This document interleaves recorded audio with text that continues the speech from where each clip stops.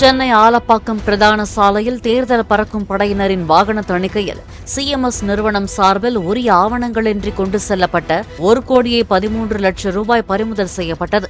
டாஸ்மாக் வசூல் பணம் என்று கூறப்பட்ட நிலையிலும் ஆவணங்கள் இல்லாததால் வட்டாட்சியர் அலுவலகத்தில் ஒப்படைக்கப்பட்டது.